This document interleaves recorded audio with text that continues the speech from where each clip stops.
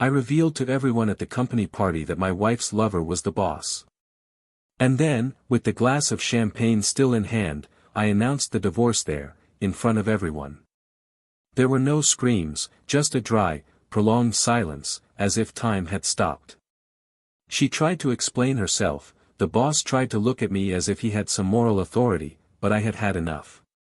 Tired of the lies, the hidden glances, the dinners that ended with hidden messages, the cold kisses and the empty apologies. The truth had gone through me weeks before, like a razor. And there, in front of my colleagues, the ambient music and the decorative lights, I finally got this weight off my chest. But that was just the beginning.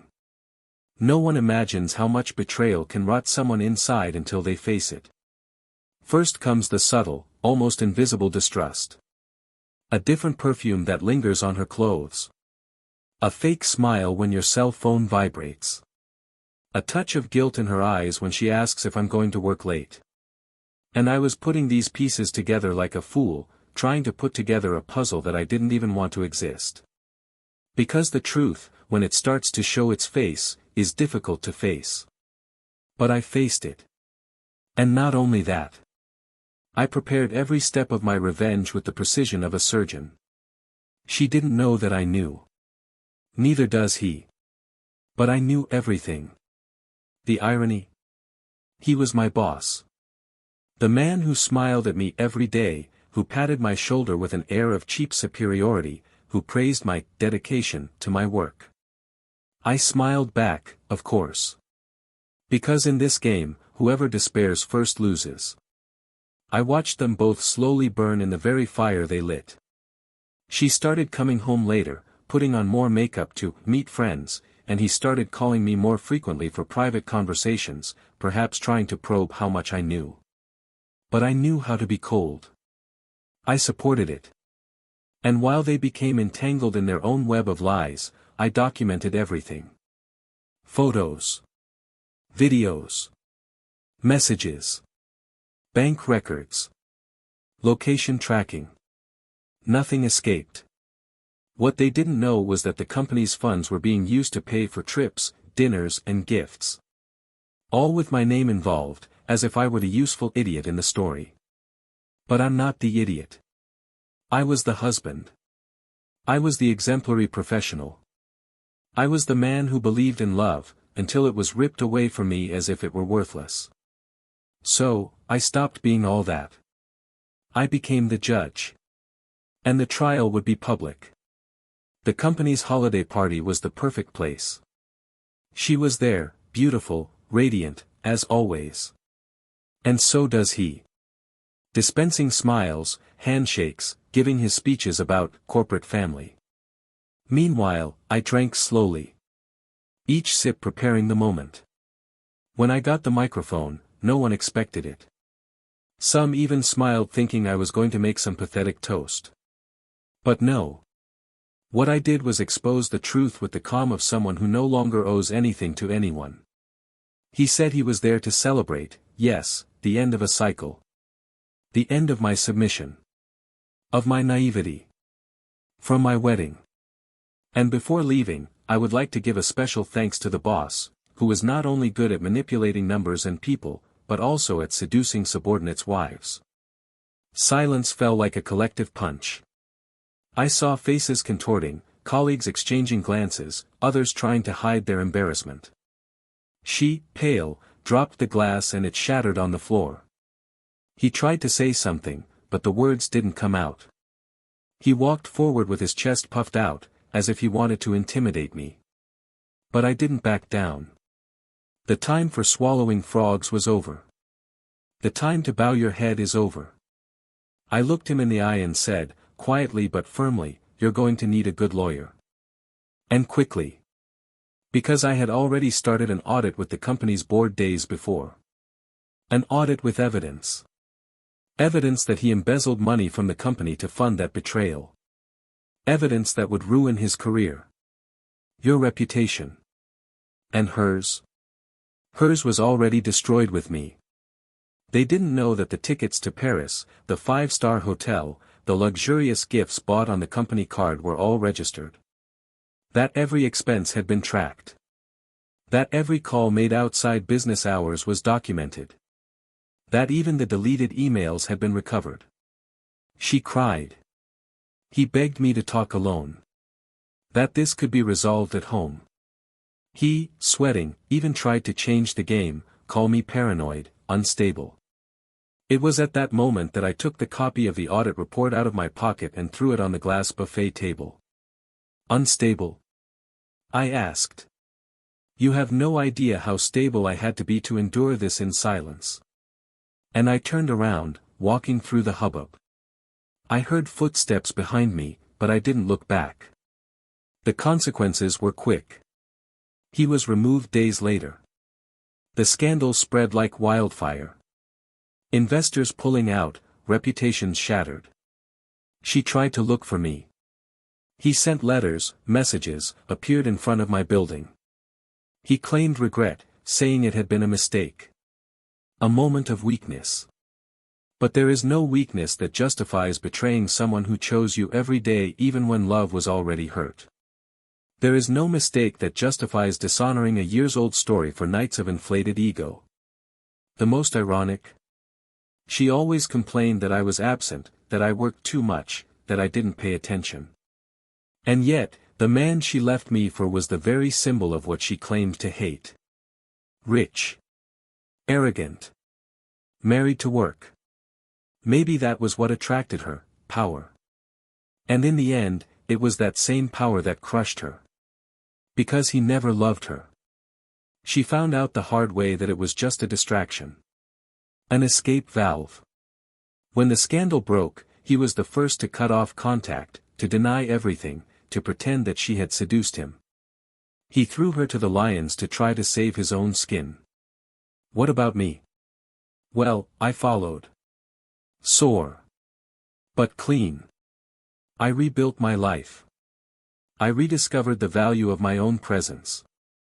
I discovered that being cheated on says nothing about who you are, but everything about who the other person has decided to be. Betrayal is a shattered mirror. It shows who was really on your side and who was just using your shadow as a temporary shelter. But life, the same thing that sometimes crushes us, has a curious way of balancing the books. What began with a pain-stained toast ended with an unexpected new beginning. A new love emerging where I least expected it. An unhurried love. No fear. No lies. But the most unbelievable thing in this whole story wasn't the betrayal. It wasn't the courage to expose it. Not even their public fall. What no one really expected, was what happened after the internal investigation. When I discovered something in the company's refund system that changed everything. Because the real reason behind so many expensive trips and gifts was far beyond what I imagined. And that's when I realized, that betrayal was just the surface of a much darker iceberg. Welcome to the channel. Here, we do not support no kind of betrayal, on the contrary, our stories show, without filters, how infidelity can destroy lives, families and trust. The narratives you will hear are fictitious, but feelings are intense and real. Our objective is clear, to show the consequences of lies and selfishness, and how the truth, no matter how painful it may be, always comes to light. Get ready. What you will hear now is a shocking story. Jonathan has always been a man of solid convictions. From a young age, his determination was evident in his restrained gestures, his firm speech, and his gaze that carried more silences than promises. He grew up believing in the idea that constant effort shaped character and that the most valuable things in life came slowly, with patience and daily construction. His parents, married for over 40 years, served as a mirror of a stable and affectionate relationship, marked by small gestures that, together, built an invisible fortress of complicity. This vision shaped Jonathan, who never sought explosive love or impatient passions. I wanted something that would last, that would resist time and routine. And when he met Melissa, he believed he had found exactly that. She was everything he didn't know he needed. Melissa had a spontaneous smile, a laugh that came from deep in her chest and a sweet way of paying attention to things that seemed too small to notice. He was detailed with his words, but light with his judgments. He had a discreet charm, not because of a lack of presence, but because his presence was manifested with delicacy. The type of woman who effortlessly charmed. They met one afternoon in March, during a corporate event promoted by an external consultancy. He represented the financial area of a multinational, she came from a communications agency that advised the same company.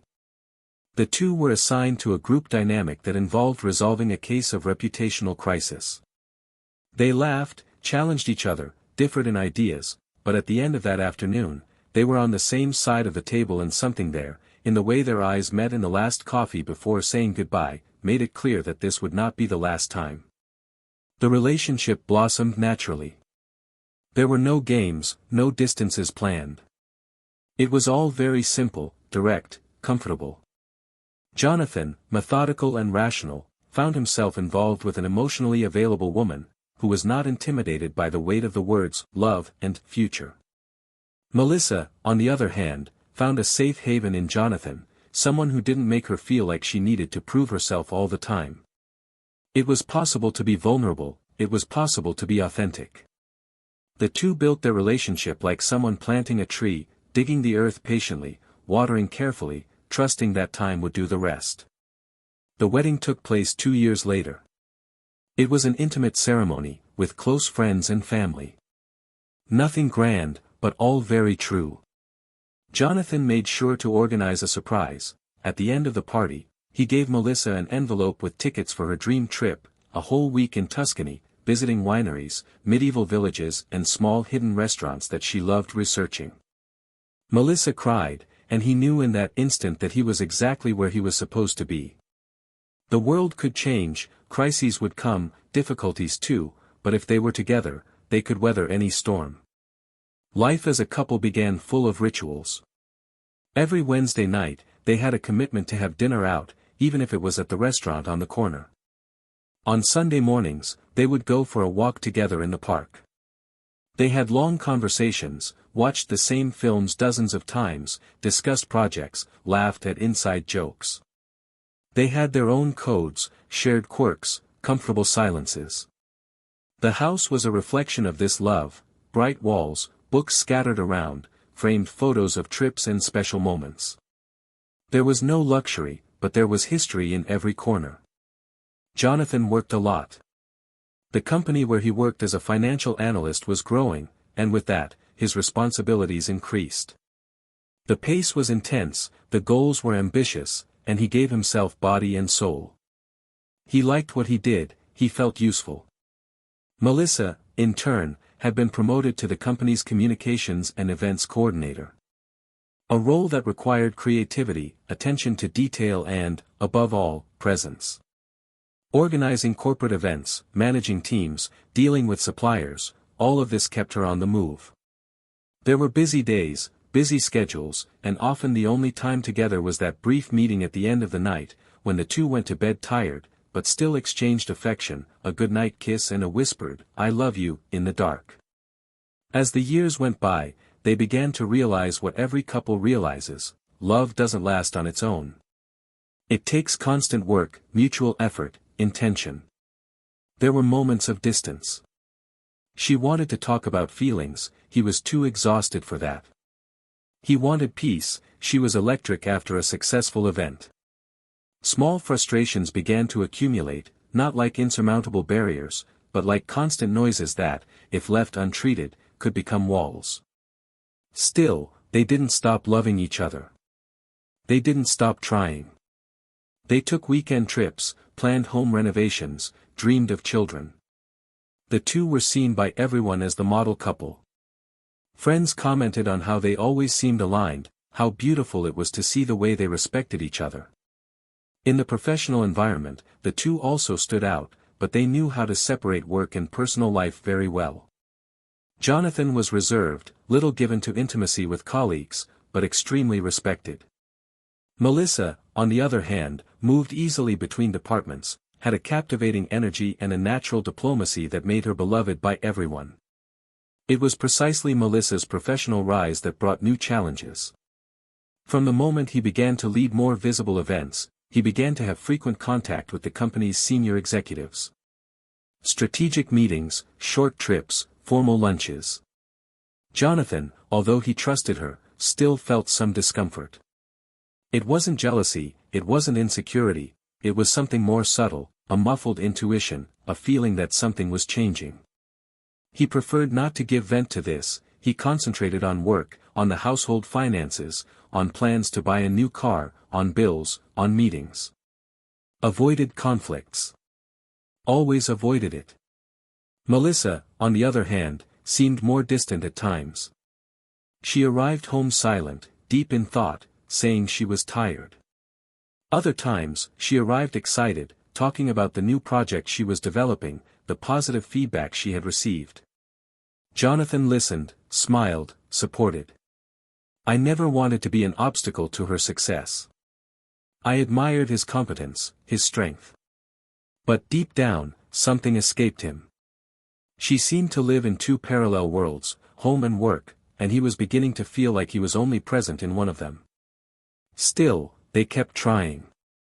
They attended company parties together, maintained family commitments, and continued to support each other. Their parents were close, the shared friends even organized monthly dinners. Everything seemed in place. At least on the outside. Jonathan was too methodical to admit flaws in the structure of what he had built. Melissa, on the other hand, was too sensitive to break away from a story so full of affection and memory. Time passed, and the company announced the traditional end-of-year party. It would be in a luxury room, with a full buffet, live music, awards and speeches. Melissa was part of the organizing committee. I was excited, dedicated to the smallest details. Jonathan, as always, would be present, discreet, but with pride in his eyes. The event promised to be special. Once again, they would be there, side by side, like the couple everyone admired. But not everything that seems solid remains standing. Not every smile is true. And sometimes, in the heart of the most absolute silence, the harbinger of a storm already hides. That week, Melissa was more agitated than usual. The company party was approaching, and as one of the main organizers, she was involved in the smallest details with an almost obsessive intensity. Jonathan watched everything with a certain admiration, but also with a discomfort that he couldn't name. She left early, returned late, immersed in phone calls and spreadsheets, holding nightly meetings with suppliers and, supposedly, aligning protocols with the management team. Her cell phone started to remain in silent mode more frequently, notifications were always turned off and, on more than one occasion, he noticed that she quickly changed the screen when she noticed him nearby. I didn't want to confront, not yet. Confidence, even shaken, still struggled to remain standing. That same week, he was involved in a crucial delivery for the company's financial sector. Meetings piled up, and time seemed to slip through our fingers. But even on the most exhausting days, he made a point of sending messages to Melissa, trying to keep alive a connection that was already showing signs of weakening. The responses came shorter, more spaced out, sometimes with smiling emojis that seemed more automatic than affectionate. Jonathan pretended not to notice. Or would you rather pretend? It was easier to sustain the fantasy than to face the fragility of that relationship. The day before the party, Melissa arrived home around 11 at night. She said she was exhausted, but fulfilled with everything she had managed to resolve. He quickly changed his clothes and got into the shower. Jonathan stood in the hallway, watching the light that escaped through the crack in the door.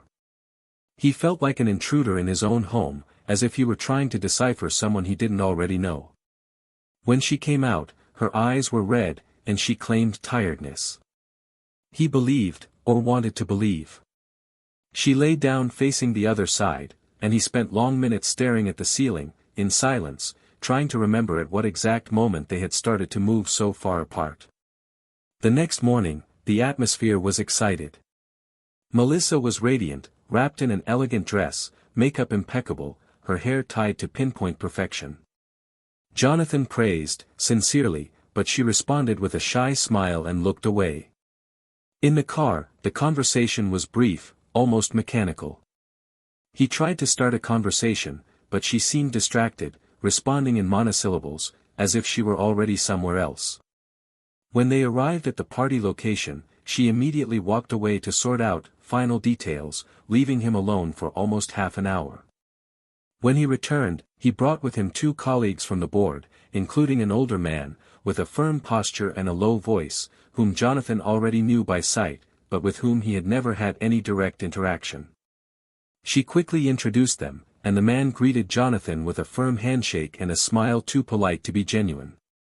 Something about that gesture lit an alert inside him. Throughout the party, Jonathan watched from afar.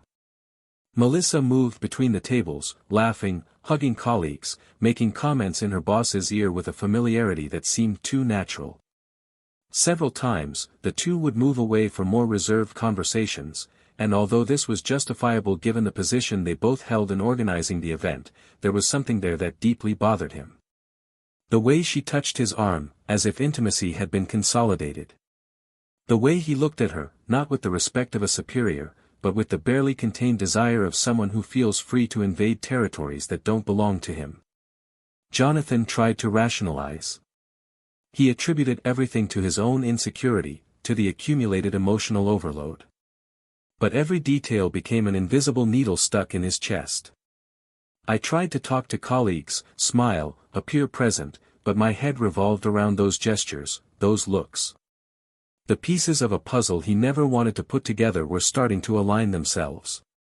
It was in the middle of the awards ceremony that something finally changed. Melissa was called to the stage to receive recognition for the internal communications project she had led during the year. Jonathan gave her a standing ovation, with bitter pride, and as she took the stage, he exchanged a look with his boss who, at that moment, stopped being just a coworker. There was something in that look that carried a silent pact, a complicity that didn't fit the context. It was as if, for a second, the world had stopped and everything became clear. After the ceremony, Melissa disappeared again for almost 20 minutes. Jonathan, already overcome by unbearable restlessness, decided to look for her. He walked through the corridors of the hall, passed through the support room, the kitchen, and backstage.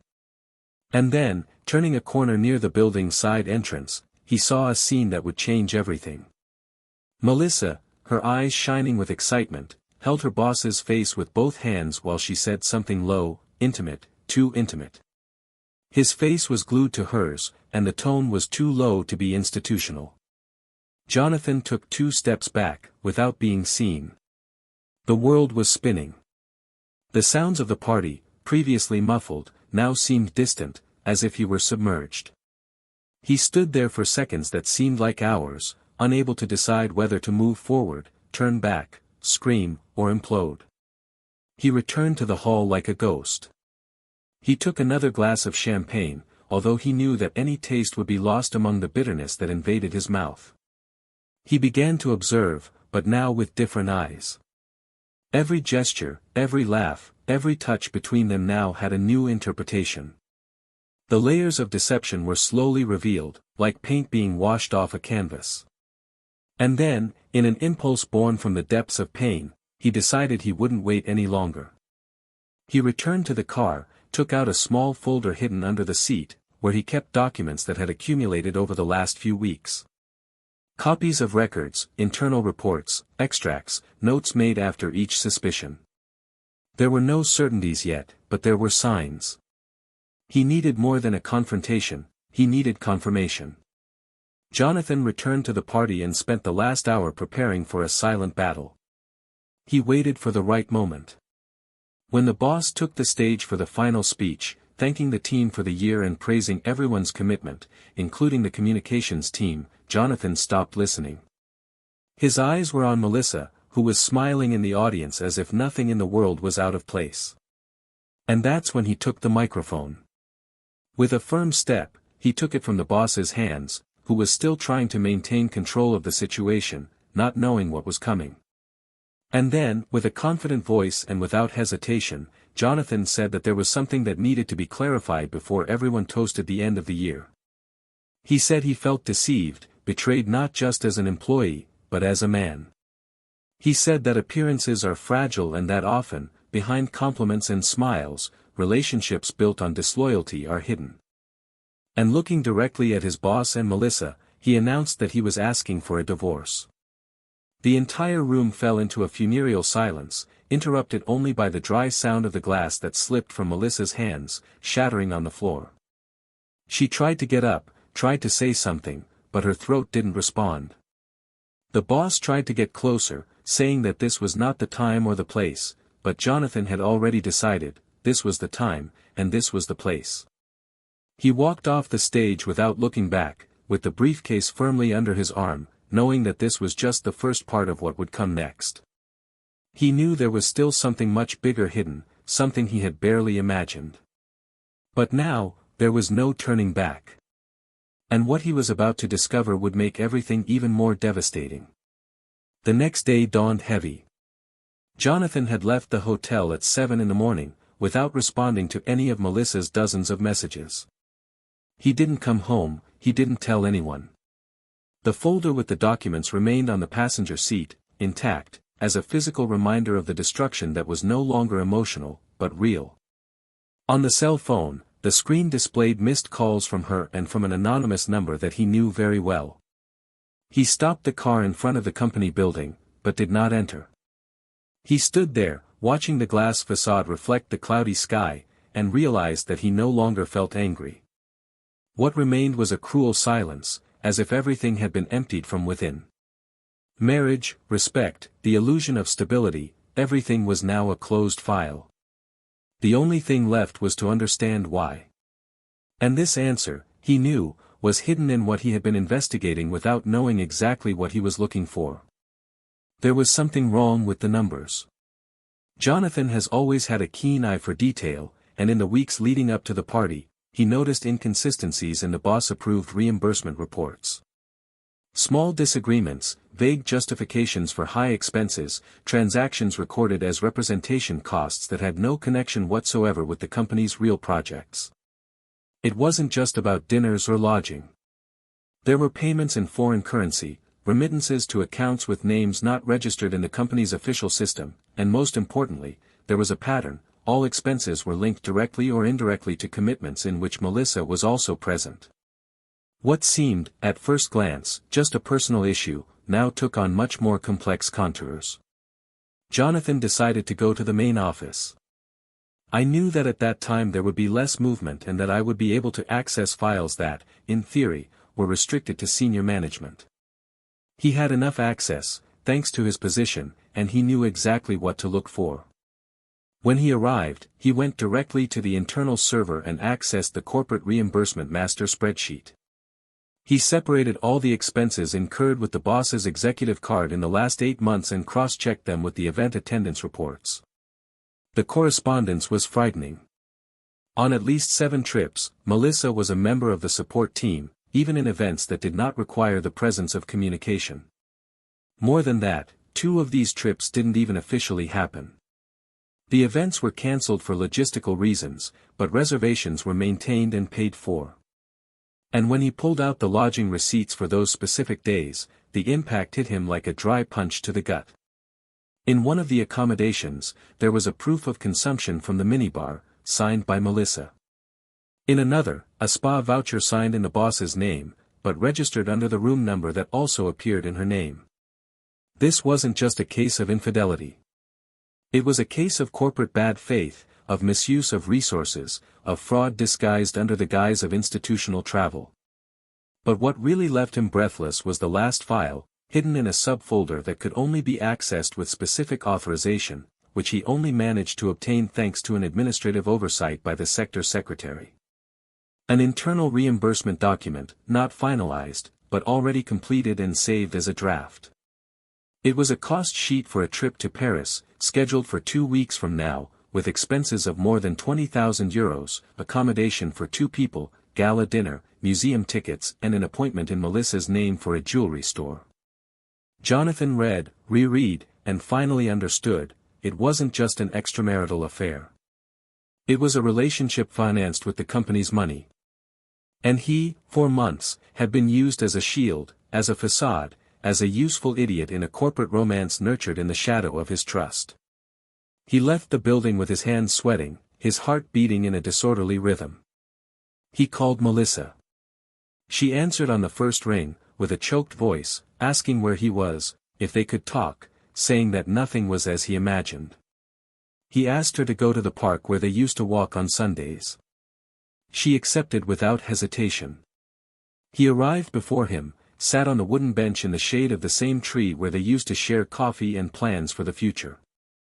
When he appeared, she jumped up, but he kept his distance. Her gaze trembled. Not his. Melissa tried to start, saying that it was all a mistake, that she didn't know how she got carried away, that she felt guilty from the beginning, but didn't know how to get out. Jonathan interrupted her. She said she didn't need emotional explanations, that her feelings had already been revealed in the card statements, in the hotel records, in the company's hidden files. That what he wanted now was to know how involved she was. She denied it, saying that she did not know about the fraud, that she only accepted the invitations because she wanted to feel alive, that she had no idea that the expenses were being incurred in the name of the company. He laughed, a dry, humorless laugh, and asked if she really believed he was stupid enough to accept that. It was then that she collapsed. She said that it all started as a silly flirtation, that she felt forgotten, invisible, that her boss was seductive, that he made her feel important, desired, valued, that at first it was just conversation, then dinner, then a kiss, and when she realized it, she was involved in a game that she didn't know how to stop. She said that he promised things, that he talked about separation, about a new beginning, that he treated her as a priority, but always in a hidden way, as if she were just a prize hidden behind his position. And then, with wet eyes, she confessed that she also felt used. He only realized the extent of the mistake when he read the draft Paris spreadsheet, with all the details coldly calculated, as if it were part of a commercial itinerary. That was when he understood that he was nothing more than an appendix to his boss's resume.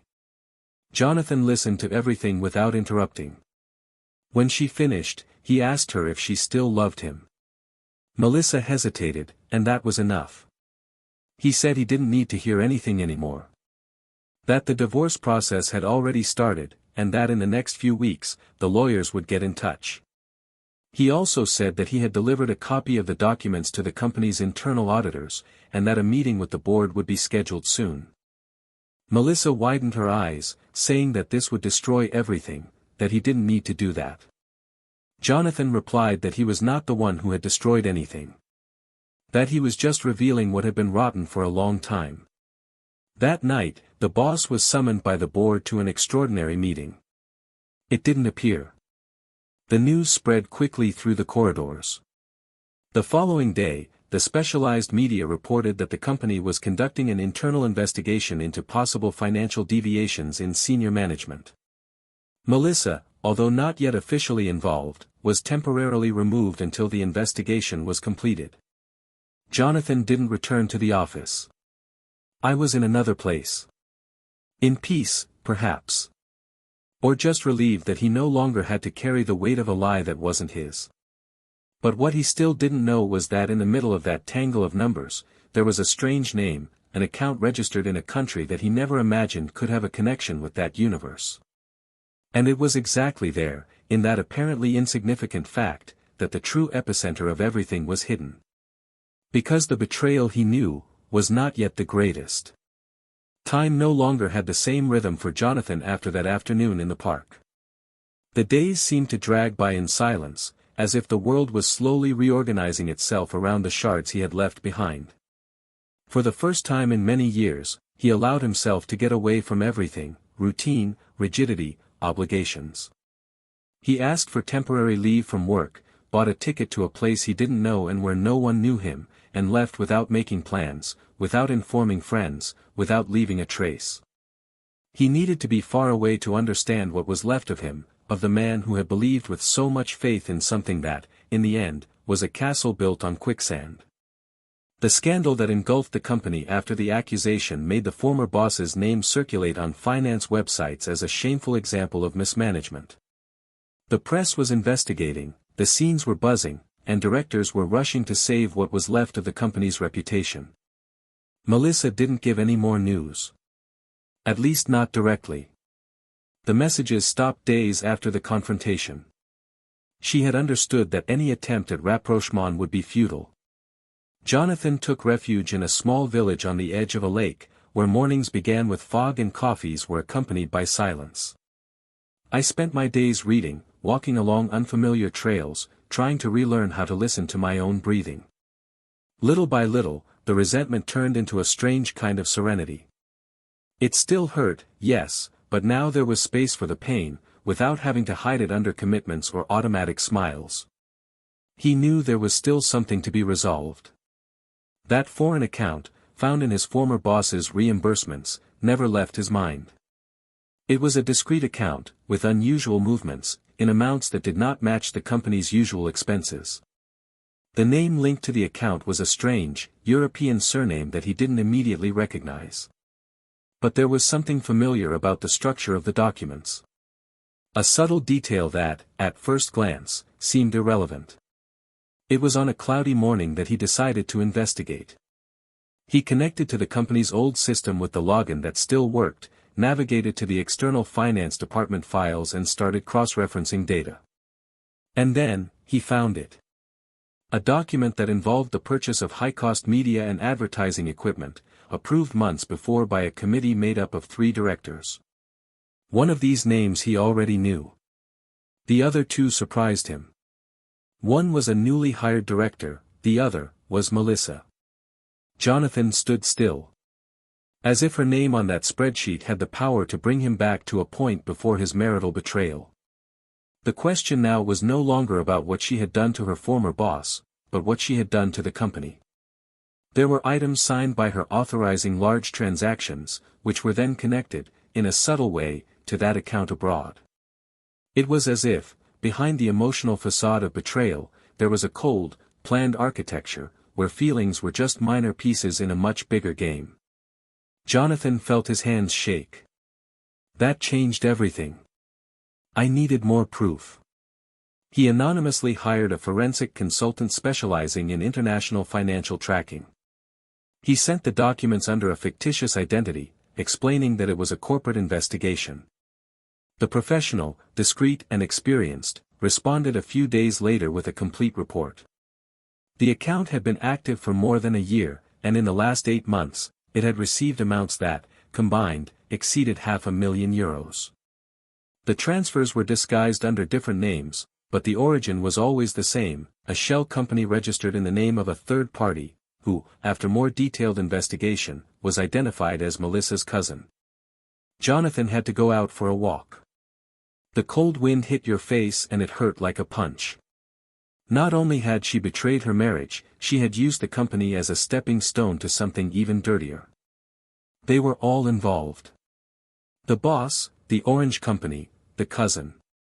An organized, sophisticated scheme, carried out silently while he was at home waiting for dinner or praising her reports. And the worst part was realizing that she had chosen him for exactly that reason, because he was trustworthy, because she would never suspect.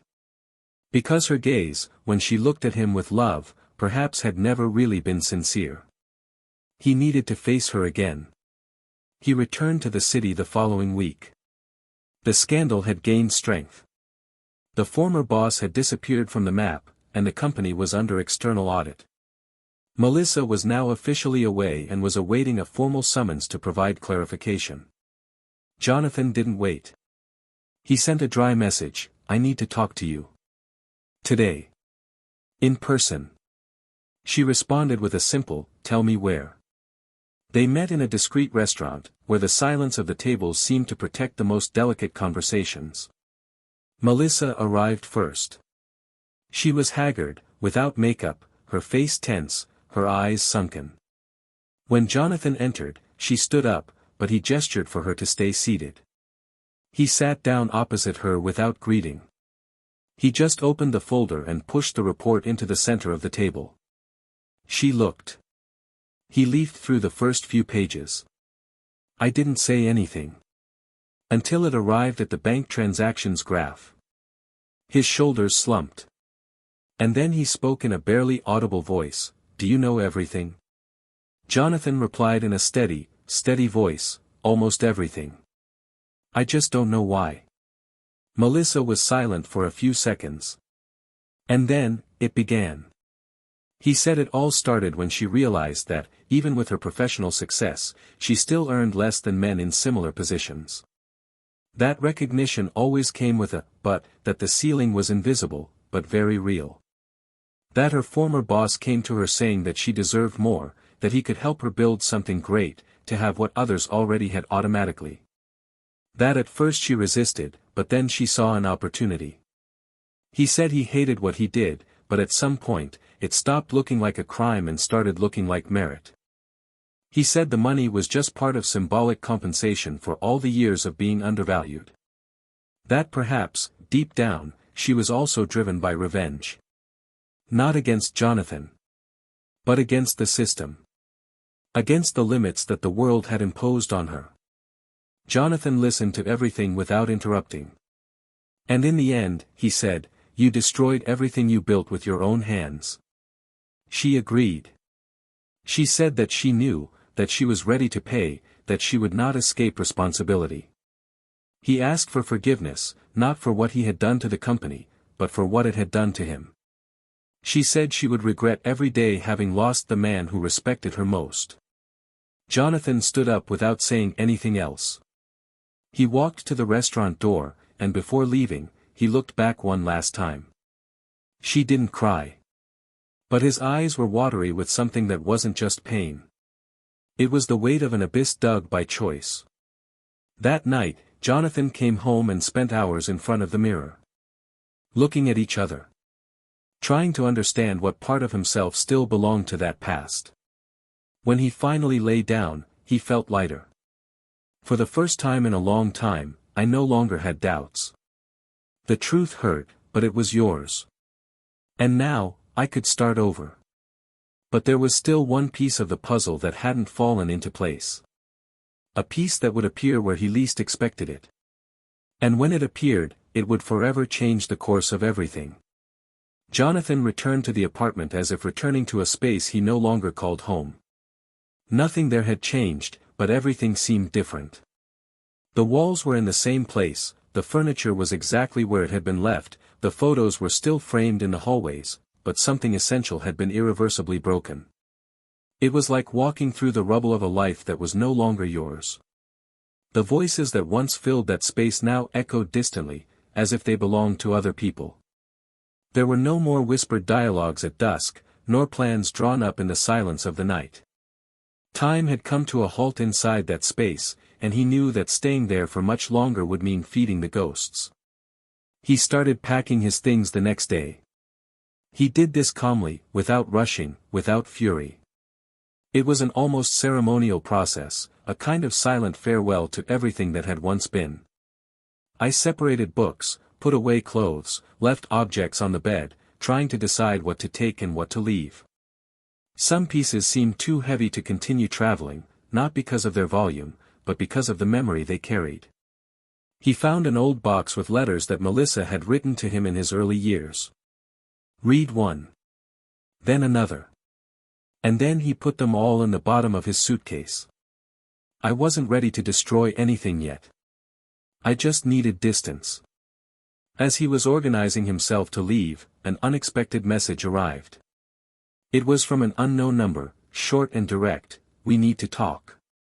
It's about the case." Jonathan hesitated. It could be anything, blackmail, threat, or even a trap. But something about that message seemed sincere. He responded cautiously, arranging a meeting at a discreet cafe, far from the center. He arrived at the agreed time and immediately recognized the approaching figure. It was Clara, a junior analyst in the financial sector, someone he barely knew, but who always treated him with respect and a hint of professional admiration. She sat across from him with a nervous expression, her trembling fingers holding a worn leather briefcase. She said she needed to tell her something that had been troubling her for weeks, something she tried to ignore but couldn't anymore. Jonathan listened to her in silence, observing every gesture, every hesitation. Clara explained that during the years she worked with Melissa and the former director, she was tasked with reviewing specific documents, always instructed not to ask questions. She said that, at the time, she didn't understand why there was so much secrecy, but that there was a pattern, payments that went through her with incomplete approvals, reports with missing data, digitized signatures. Only recently, with the ongoing scandal, did he realize that many of those documents were directly linked to the offshore account that Jonathan had discovered. And he went further, he gave him a copy of an email accidentally filed in the wrong folder. In it, Melissa discussed directly with her cousin the next steps of the operation, mentioning the names of other people involved and revealing that part of the money had been used to buy shares in the company itself on behalf of third parties, with the aim of manipulating internal votes in the future. Jonathan felt a chill run up his spine. What was before him was bigger than he had imagined. Melissa hadn't just been an accomplice, she was at the center of it all. The transactions, the involvement with his cousin, the use of his former boss as a front to divert attention, and now, the attempt to take indirect control of the company. It was a plan hatched over months, perhaps years. Jonathan thanked Clara for her courage, promised to protect her from any retaliation and left the cafe with his head throbbing. He walked for hours, trying to understand how someone who slept next to him for so long could have hidden something so profound. Betrayal was no longer just a matter of loving loyalty. Now it involved principles, character, justice. And, above all, the impact that all this would have on dozens of innocent people. He went to the office of the company's new legal team the next day. He handed over the documents, reported what he had heard and asked for discretion. He knew a new wave of firings and lawsuits was about to begin. The company, already weakened, could barely resist another public exposure. But more than that, I knew the truth needed to come out. He had spent too much time surrounded by half-truths. And if he had learned anything from all that, it was that omission is a subtle form of complicity. Once that was done, he hung up the phone, ended his messages, deleted social media and bought a ticket to the coast. He needed to get away again, but this time, there was something different, a feeling of accomplishment. That, despite the pain, he had done what was right. In the new city, he rented a simple house, close to the sea. The atmosphere was different, the pace slower. I spent my days walking along the beach, watching the waves crash with almost hypnotic regularity. He started writing, something he hadn't done in years. He recorded thoughts, reflections, fragments of memory. And it was during this period that he met Isabella. The meeting was casual, in a small local bookstore. She was looking for a specific book, and Jonathan happened to have it in his hand. The conversation that began with an exchange of titles extended to a coffee, then to long walks. Isabella was discreet, sensitive, one of those people who really knows how to listen. He didn't ask too much, he didn't pressure. Jonathan, little by little, allowed himself to open up, tell parts of the story, omitting others. He spoke cautiously, like someone still learning to trust again. She didn't judge. I just listened, welcomed, and that was enough. Over time, Jonathan realized that he had started smiling again. Not the automatic smile he used to use to hide his anguish, but a light, honest smile. It still carried marks. There were still nights when I woke up with a start. But now there was someone beside him who didn't try to erase the past, just helped him live with it. One day, as they walked along the pier at dusk, Isabella held his hand and said that she didn't need to understand everything he had experienced, she just wanted to be there, beside him, from now on. Jonathan felt his eyes water, but he said nothing. He just squeezed her hand tightly. Meanwhile, at the company, investigations were progressing. Melissa was officially indicted, as were her cousin and 2 other executives. The former boss was still being sought by the courts, having disappeared since the start of the scandal. Jonathan's name was preserved, as promised, but everyone knew that without him, nothing would have come to light. Still, he refused any honor or credit.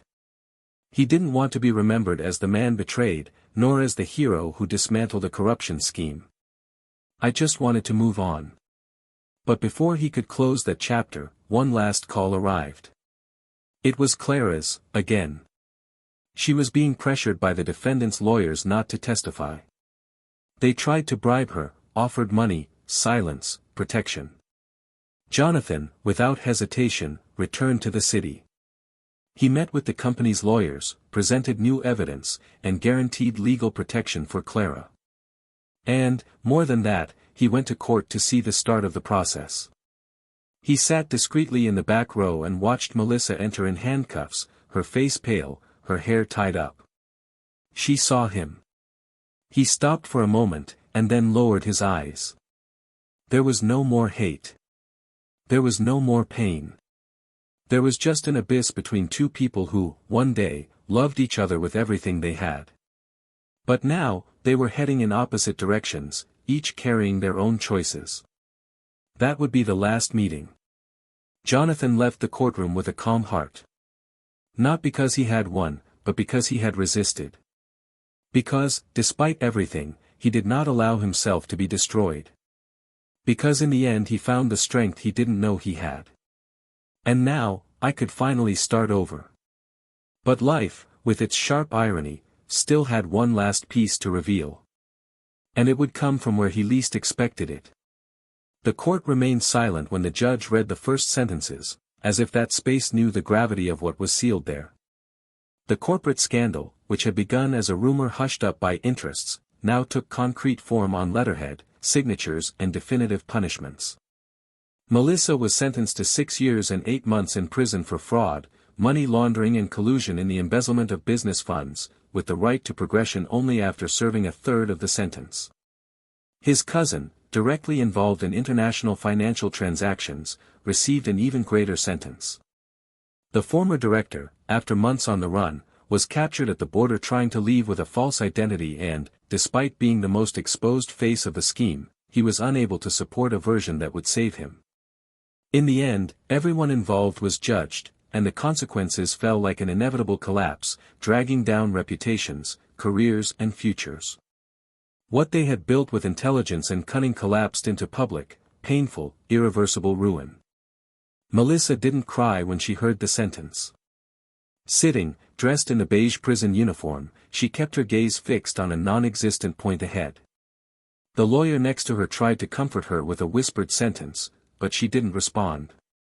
The woman who once walked in high heels through the company's corridors, whose words were listened to attentively by everyone, was now just another name in the files of the judicial system. But there was something in her face that wasn't just desolation. It was regret, perhaps, but the kind that doesn't come with self-pity. Melissa knew she was guilty, that ambition blinded her, that she confused merit with revenge, and that in her attempt to take control of her own story, she lost everything, her career, her freedom, the person who respected her most. She thought about Jonathan every day. Not for lost love, but for the truth he held until the end. Deep down, I envied his integrity. Because, in the midst of all the mud, he was the only one who came out clean. Jonathan, in turn, no longer attended the hearings. After witnessing enough, he decided there was nothing left there that belonged to him. He handed over everything to justice and chose to rebuild his life from what was left. He continued to live near the sea, now in a slightly larger house, with a vegetable garden in the back and a bicycle leaning against the porch. I wrote for a local digital newspaper, texts about ethics, organizational culture, and sometimes, about love. The story with Isabella slowly blossomed. Not as an overwhelming passion, but as a mature, honest construction, made of common days and shared silences.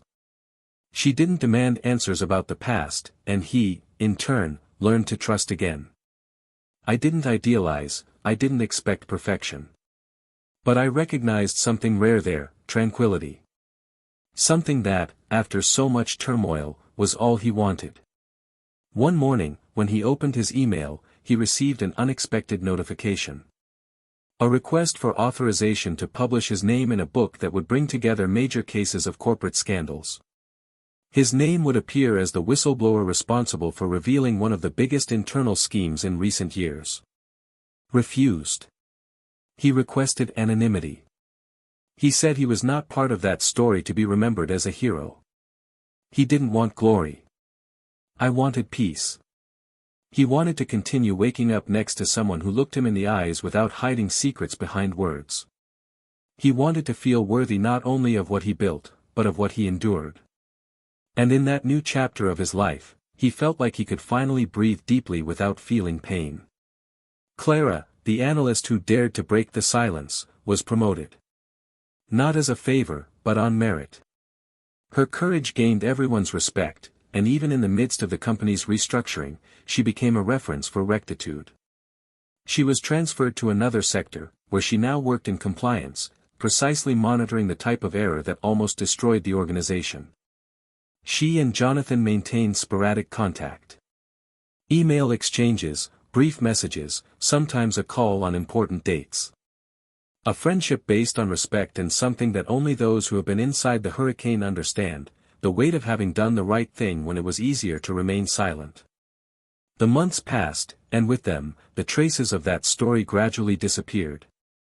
The news diminished, the newspapers changed their agenda, those involved served their sentences in silence or disappeared from the public sphere. The company survived, but it was never the same again. A new council took over, strict policies were implemented, and the atmosphere became one of cautious distrust. As if everyone there had learned, in the most painful way possible, that appearances are fragile and that, behind every closed door, there can be an abyss. The corridors no longer echoed the same laughter, collective lunches became rarer, and eyes were always too attentive. Trust, once broken, takes years to rebuild. And even so, it carries scars. On a cloudy afternoon, Melissa received permission to send a single letter to Jonathan. He wrote for days, tearing up pages, starting paragraphs again, trying to find words that didn't sound false, that weren't empty attempts at forgiveness. In the end, he just wrote that he was sorry. That I didn't expect anything. That he didn't want absolution. I just wanted him to know that no matter how lost he was, he never blamed him. On the contrary. That he was the purest mirror she had in her life. And perhaps, for that very reason, he preferred to break the reflection. The letter was delivered weeks later, and Jonathan, upon receiving it, felt no anger. He read each line calmly. He put it in a drawer and didn't respond. Not out of contempt, but because he understood that some wounds, when they heal, no longer need to be touched. Years later, sitting in a cafe by the sea, he wrote in his diary a sentence that summed up everything he experienced: the truth doesn't save. It tears, it bleeds, and then it becomes silent. But it is in silence that the soul breathes again. He closed the notebook, ordered another coffee, and looked at the sea with the eyes of someone who survived their own story. If you've made it this far, I want to know, what would you do in his place? Comment below, I really want to know your opinion. Don't forget to subscribe to the channel so you don't miss any of the next stories. And remember, this channel does not support any type of betrayal. Our goal is to show, with fictional but intensely realistic stories, how disloyalty can leave deep marks. Until the next story.